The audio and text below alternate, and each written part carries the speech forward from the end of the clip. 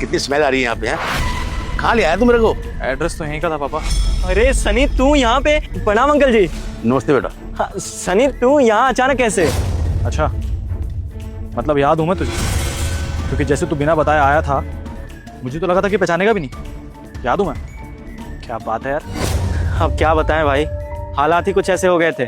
तू तो शहर चला गया था पढ़ने के लिए, लेकिन यहाँ गांव में पिताजी चल बसे हमारे, और उनके जाने के बाद हमारे सर पे बहुत कर्जा हो गया था और हम कोई ढंग की नौकरी भी नहीं कर रहे थे। इसलिए कर्जा चुकाने के लिए वो गांव की ज़मीन बेचनी पड़ी और घर भी बेचना पड़ा। अब पेट पालने के लिए यहाँ शहर में आ तो गए, लेकिन यहाँ पे भी आके कुछ ढंग के काम मिले नहीं, इसलिए यहाँ झुग्गी झोपड़ी में रह रहे हैं और अपना गुजारा कर रहे हैं। तू बता, तू आज यहाँ अचानक कैसे मिल गया?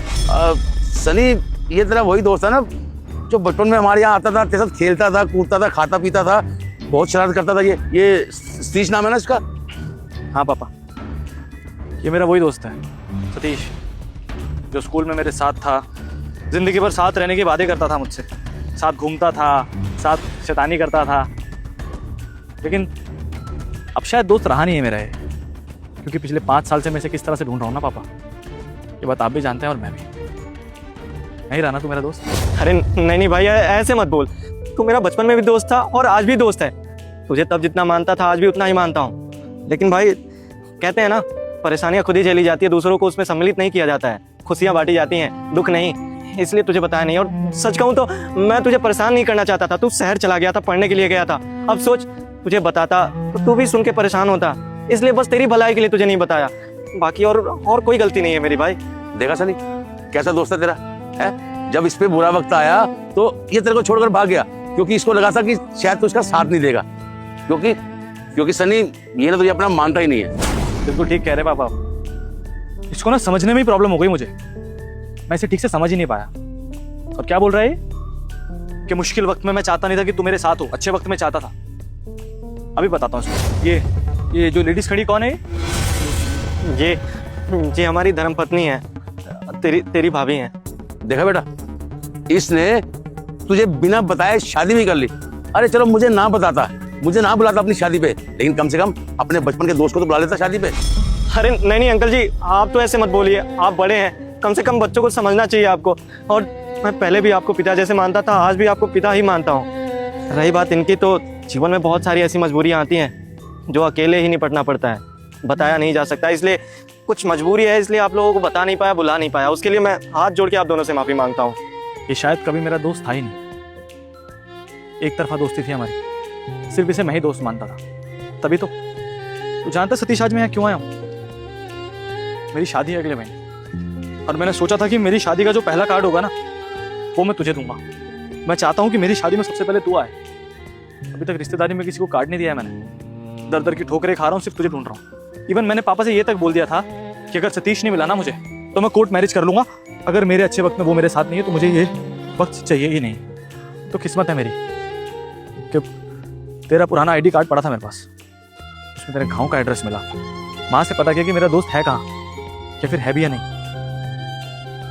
देख भाई, तूने अपना दोस्त नहीं माना, कोई बात नहीं, लेकिन मैं तुझे अपना दोस्त मानता हूँ, इसलिए शादी का पहला कार्ड तुझे देने आया हूँ। ले भाई, सच बताऊं तो मुझे बहुत खुशी हो रही है ये जान के कि तेरी शादी हो रही है।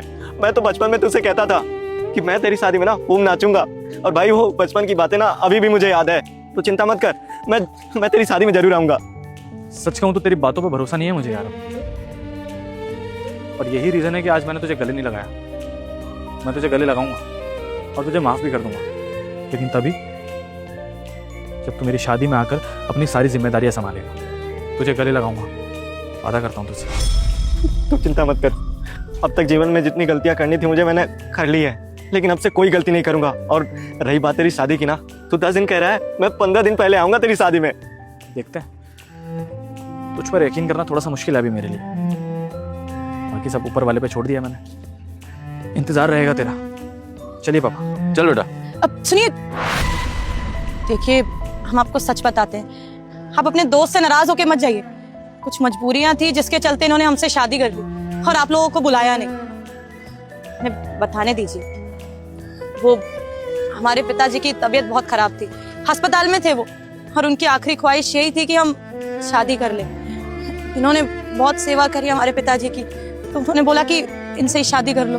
तो उनके कहने पे हमने शादी कर ली। शादी बहुत जल्दी हुई थी और शादी होते ही हमारे पिता गुजर गए, इसलिए ये ना बुला पाए ना जश्न मना पाए, इसलिए नहीं बुलाया। आपको बहुत अच्छा दोस्त मानते हैं, आप गलत मत समझिए उनको।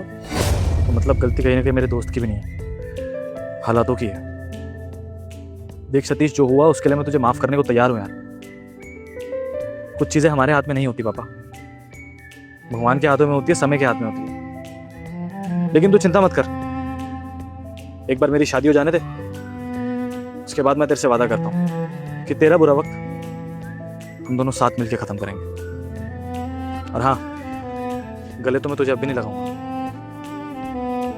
समझ गया ना? हाँ बेटा, मुझसे भी गलती होगी, मुझे माफ करना, क्योंकि तू मेरे बेटे के बचपन का दोस्त है, तो मेरे बेटे जैसा भी है, और शादी भी आओगे ना तो मुझे बहुत खुशी होगी। अरे नहीं नहीं अंकल जी, बड़े तो होते हैं माफ़ करने के लिए, माफ़ी मांगने के लिए नहीं। मुझे माफ़ कर दीजिए, मैंने बहुत गलती करी है। ठीक है बेटा, चल बेटा। नमस्ते।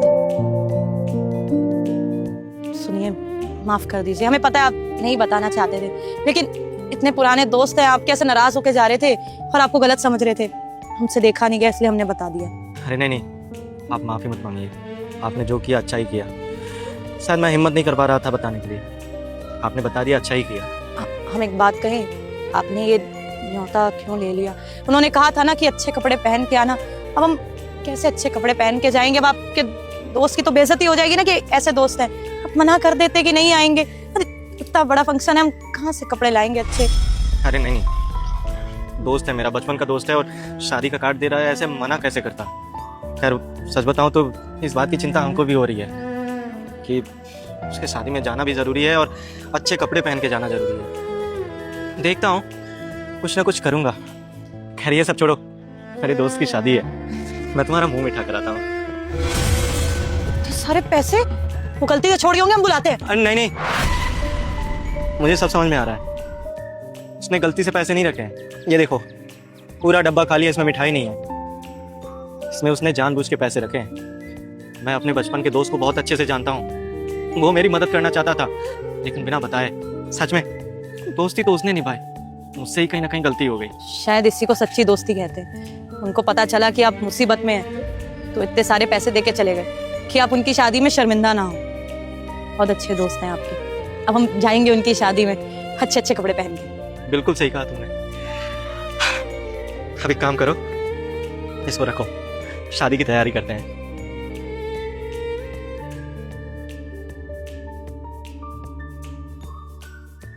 पापा ये पकड़ो अपनी 6,000 रुपए तनख्वाह और ये नौकरी छोड़ दो। अरे क्या बोल रही हो तुम, क्या हो गया तुम्हें? पापा मैं बिल्कुल ठीक बोल रही हूँ, आप ये नौकरी छोड़ दो। इससे हमारी ट्यूशन फीस तो जाती नहीं है, घर का कोई खर्चा तो चलता नहीं है, इससे बढ़िया आप ही नौकरी छोड़ दो। बेटा देखो, ये हमारा ऑफिस है, तुम घर जाओ, घर पे आराम से बात करेंगे, जाओ। पापा मैं कहीं नहीं जाऊंगी, मैं आपसे बोल रही हूँ, आप ये नौकरी छोड़ दो। ऐश्वर्या, ये गार्ड को बोलना कि अपनी बेटी के साथ मेरे कैबिन में आए। जी सर। बेटा तुमको गुस्सा दिला रही हो, चांटा लगाएंगे, अभी ठीक हो जाओगी तुम। सनी, तुम्हें और तुम्हारी बेटी को अंदर सर ने केबिन में बुलाया, कुछ बात करनी है तुमसे, आ जाओ। देख लिया, कैमरा लगा हुआ है यहाँ पे, देख लेते हैं साफ सब। अब बुला रहे हैं अंदर, चलो हमारे साथ। डांट पड़ेगी फालतू। सर मैंने मीटिंग के लिए बात कर ली है, 15 मिनट में सब कॉन्फ्रेंस रूम में होंगे। चलते हो सर। 1 मिनट महक, एक काम हो रहा है, रुको। साहब बुलाया आपने हमको? हाँ महक, ये हमारे ऑफिस का गार्ड है सन्नी, और ये इसकी बेटी। अभी मैंने देखा ऑफिस प्रीमिसेस के बाहर ये दोनों चिल्ला रहे थे, बाप बेटी। इनकी बेटी ने चिल्लाकर अपने पापा को बोला कि 6,000 की सैलरी अपने पास रखो, आपको इस ऑफिस में काम नहीं करना है और वापस चलो। तो चलो, ये बात तो अजीब लगी मुझे कि हमारे एम्प्लॉय की बेटी इस ऑफिस में आकर इस तरह से चिल्ला रही है, लेकिन उसके बाद जो इस लड़की ने बात बोली कि 6,000 की तनख्वाह अपनी पकड़ी है, इतनी सी तनख्वाह में कुछ नहीं होता है, ये बात मुझे खटकी। तो महक, मैं ये जानना चाहता हूँ कि ये 6,000 की तनख्वाह का क्या मैटर है? हमारे कंपनी में किसी की भी तनख्वाह 6,000 तो नहीं है। हाँ सर, मेरे पापा को 6,000 रुपए सैलरी मिलती है, जिससे कि मेरी अच्छे से ट्यूशन फीस भी नहीं जा। चुप। कुछ नहीं है साहब, ऐसा कुछ नहीं है, हम बच्ची है ना साहब, कुछ भी बोल देती है आते ही। अब चलो यहाँ से, चलो, ट्यूशन का वक्त हो रहा है तुम्हारे, चलो। 1 मिनट सन्नी, मैंने यहाँ पर तुम्हें जाने के लिए नहीं बुलाया, ये 6,000 वाले मैटर को क्लियर करने के लिए बुलाया। और जो बात तुम्हारी बेटी बोलना चाह रही है, तुम अपने मुंह से क्यों नहीं बोल रहे हो? क्या है 6,000 का मतलब? तुम्हें तुम्हारी तनख्वाह 6,000 ही मिल रही है? सच बताओ। साहब ऐसा कुछ भी नहीं है साहब, वो बच्ची है ना, छोड़िए ना आप। सर झूठ बोल रही है, सभी गार्ड की सैलरी 15,000 रुपए है और सबको सैलरी देती हूँ मैं, किसी ने कोई कंप्लेंट नहीं की, लेकिन यही पहला आया कंप्लेंट करने के लिए। सर मैं बताती हूँ हुआ क्या होगा। इसे सैलरी मैंने दी थी, अपने घर जाके इसने 6,000 बताए होंगे ताकि अपने जेब में पैसे बचा सके। और वैसे भी इन गरीबों को अपने बच्चे भी बोझ ही लगते हैं। अच्छा, तो मतलब तुम इनको पूरी सैलरी देते हो, तुम ये कह रहे हो? सर ये तो कोई सवाल करने वाली बात ही नहीं बनती। आपको पता है मैं अपना काम कितना परफेक्ट तरीके से करती हूँ, कभी भी कोई कंप्लेंट नहीं आई है आपके पास मेरी। और ये आदमी जो यहाँ पे खड़ा होकर झूठ बोल रहा है, अपनी बेटी का मुंह बंद, पता है क्यों करवा रहा है? क्योंकि इसकी बेटी सच बोल देगी और डर लग रहा है अगर बेटी ने बता दिया कि सैलरी 6,000 है और मैंने प्रूफ कर दिया अगर सैलरी 15,000 है तो ये तो फंस जाएगा, नौकरी पे बात आ जाएगी ना। मैडम आप झूठ क्यों बोल रहे हो? मेरे पापा को हमेशा 6,000 रुपये सैलरी मिलती है 6 महीने से। सर हम लोग झूठ नहीं बोल रहे हैं, मैडम झूठ बोल रही हैं। हमारे घर की परिस्थिति इतनी ख़राब है कि गर्मी में हमारे पास सिर्फ एक ही पंखा है जिसमें हम लोग गुजारा भी नहीं कर पाते हैं, लेकिन मेरे पापा मुझे सच बोलने नहीं देते हैं।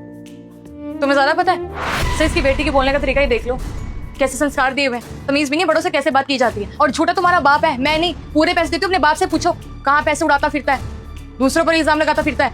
खुद की तो कोई इमेज है नहीं, जिनकी है उनकी खराब करने पे तुला हुआ है। चलो कोई बात नहीं, अभी सच झूठ का पता मुझे ही खुद लगाना पड़ेगा। लैपटॉप खोलते हैं पर महक और रिकॉर्ड्स में देखते हैं कि हमारे ऑफिस के गार्ड को कितनी सैलरी जाती है। ठीक है ठीक है। तो महक यहाँ पर मैं बहुत अच्छे से देख पा रहा हूँ कि पिछले 6 महीने से हमारे गार्ड को 15,000 की तनख्वाह रेगुलर जा रही है हर महीने। तो तुम तो 15,000 रुपये भेज रही हो, लेकिन ये 15,000 रुपये इनके पास पहुँच क्यों नहीं रहा? बेटा आप जवाब दोगे इस बात का कि अगर सैलरी 15,000 रुपये आपको क्रेडिट हो रही है तो फिर आपके घर में आ क्यों नहीं रही है? क्या प्रूफ है आपके पास कि 6,000 रुपये आता है? पापा आपने हमसे झूठ बोला, आपको सैलरी 15,000 रुपये मिलती है, लेकिन सर पापा तो हमें घर पर 6,000 रुपये देते हैं। पापा आप झूठ क्यों बोलते हो हमसे? नहीं, इसका मतलब महक पे गलत इल्जाम लगाया जा रहा है। मेरी मैनेजर फ्रॉड नहीं कर रही है, तुम झूठ बोल रहे हो। तुम्हें 15,000 ही मिलती है लेकिन तुमने अपने घर में झूठ बोल रखा है, यही मतलब है इस बात का? सर यही तो मैं आपको कह रही हूँ, झूठ बोला है इसने अपनी बेटी से। और इन गरीबों का सर एक ही फंडा होता है, पैसे जहाँ से मिले समेट के रख लो, क्योंकि गरीबी तो बचपन से देखी होती है, पैसा देके पागल हो जाते हैं ये लोग। तो यही किया, बस पकड़ा गया है ये, अब पकड़ने के डर से डर रहा है, अपनी बेटी कुछ बोलने नहीं दे रहा है आपके सामने। नहीं साहब, हमको हर महीना 6,000 रुपये तनख्वाह ही मिलती है और हम आपसे ये बात छुपा भी सकते थे, लेकिन नौकरी भले चले जाए लेकिन अपनी बेटी की नज़र में ना झूठा नहीं बन सकते साहब। ये आपकी मैनेजर मैडम जब हम ज्वाइन किए थे ना, हमसे साइन कराई थी कि 15,000 रुपये महीना मिलेगा, लेकिन हर महीने हमको 6,000 रुपये देती है। पहले महीना दी, बोली कि तुम नए नए आए हो, ज्वाइनिंग किए हो, ट्रेनिंग हो रहा है, सिखाना पड़ेगा सब कुछ। कौन सा सिक्योरिटी गार्ड 6 महीने से सिर्फ काम सीखे जा रहा है और उसको सैलरी के नाम पे सिर्फ और सिर्फ 6,000 मिल जाए? हम झेलते आ रहे हैं, जानते हैं क्यों? क्योंकि हमको लगता है कि हमें नौकरी से ना निकाल दें। दाल रोटी खा तो पाते हैं, पेट भर के सो तो जाते हैं, इसी चक्कर में नौकरी करनी पड़ रही है। नहीं तो मेम साहब को कब का जवाब दे दिया होता हमने और आपको सच बता दिया होता। इसी वजह से नहीं बताया साहब। हमें पता चलता है साहब कि मैनेजर मैडम हमारा पैसा खा रही हैं, फ्रॉड कर रही हैं, लेकिन हम कभी बताया नहीं। आज अपनी पिटिया की नज़र में छूटा बनने वाले थे, इसलिए आपके सामने सच बोल रहे हैं साहब। अब आपको नौकरी से निकालना है, जो करना है मैडम कर दीजिए, हम तैयार हैं। इतना बेशरम इंसान है, शर्म आती है अपने सीनियर के ऊपर झूठे इल्जाम लगाते हुए। सर ऐसा कुछ भी नहीं हुआ है, प्रूफ आपके सामने से पूछो ना, क्या प्रूफ है इसके पास? फालतू की बातें किए जा रहा है यहाँ पे खड़ा होके। प्रूफ चाहिए ना साहब? हाँ साहब, कि मैडम हमको कभी बैंक में पैसा नहीं दी, हमेशा कैश पैसा देती है। देखिए हमारे जेब में अभी भी रखा हुआ है, तो पूरा 6,000 रुपये हमको कैश दिए। कोई भी बैंक में पैसा नहीं आता 1 रुपया भी हमारा, इससे बड़ा प्रूफ नहीं दे सकते हो। देखो मैं, तुम्हारी बात बिल्कुल सही है। अगर सन्नी झूठ बोल रहा है तो उसको काम से निकाले जाना चाहिए, और अगर तुम झूठ बोल रही हो तो काम से तुम्हें निकाले जाना चाहिए। पर ये फैसला अभी भी तुम्हारी बातों से नहीं हो पाएगा, ये किसी प्रूफ से हो पाएगा। सन्नी ने अभी बताया ना कि तुमने इसको कैश सैलरी दी है 6,000 रुपये, तो हो सकता है सीसीटीवी में ये फुटेज आई हो कि तुमने इसको कैश में सैलरी दी है, जबकि हमारे ऑफिस का रूल है कि सैलरी बैंक अकाउंट में भेजी जाती है। लेकिन अगर तुमने कैश में दी है तो मुझे इसके लिए जांच पड़ताल करनी पड़ेगी। सीसीटीवी एक बार चेक कर लेते हैं, लेकिन याद रखना सीसीटीवी में अगर क्लियर हो गया कि कौन सच बोल रहा है कौन झूठ, तो जो झूठ बोल रहा है उसकी ना सिर्फ नौकरी जाएगी बल्कि उसका सीवी भी खराब किया जाएगा और वो आगे किसी भी कंपनी में काम नहीं कर पाएगा। तो रेडी रहना सीसीटीवी। सर सीसीटीवी क्या चेक करेंगे आप? मैं बताती हूँ आपको, मैंने इसे 6,000 रुपये ही दिए थे सैलरी, पर सर इसका भी कोई रीज़न था। देखा साहब, कहते हैं हम मैनेजर मैडम झूठ बोल रही हैं, बोल दी ना अपने आप सच। अभी कैमरा चेक हो जाता ना, इनका सच्चाई सामने आ जाता साहब। सर मेरे पापा की तबीयत बहुत ख़राब है, डॉक्टर ने कहा था उनके इलाज के लिए थोड़े पैसे चाहिए। मेरी सैलरी तो जितनी भी थी वो सारी उनके इलाज में लग गई, तो मैंने सोचा कि थोड़े पैसे इसकी सैलरी से निकाल लेती हूँ। वैसे भी सर इन गरीबों को कहाँ ही फ़र्क पड़ता है सैलरी कम या ज़्यादा हो, ये लोग तो कम पैसों में भी अपना घर चला लेते हैं, लेकिन प्रॉब्लम तो हम अमीरों को होती है ना, इसीलिए बस पैसे निकाले थे सर मैंने। I am sorry. फिर झूठ, फिर एक बहुत बड़ा झूठ। पहले आपने ये झूठ बोला कि आपने उसको पूरे 15,000 भेजे हैं, बाद में पता लगा कि 6,000 भेजे, और अब अपने पापा की तबीयत का झूठ बोल रही हो आप। आपके पापा को अच्छे से जानता हूँ मैं, और कल ही आपके पापा से मेरी मुलाकात हुई है, बिल्कुल फिट एंड फाइन है, और पूछ रहे थे कि मेरी बेटी कैसा काम कर रही है। अब बताऊँ उनको फोन करके कैसा काम कर रही है आपकी बेटी, कि ऑफिस में फ्रॉड कर रही है गरीबों के साथ? पापा की तबीयत का झूठ बोल रही हो आप? अगर आपके पापा की तबीयत सच में खराब होती ना महक, तो मैं खुद आपके पापा का इलाज में हर खर्चा उठाता।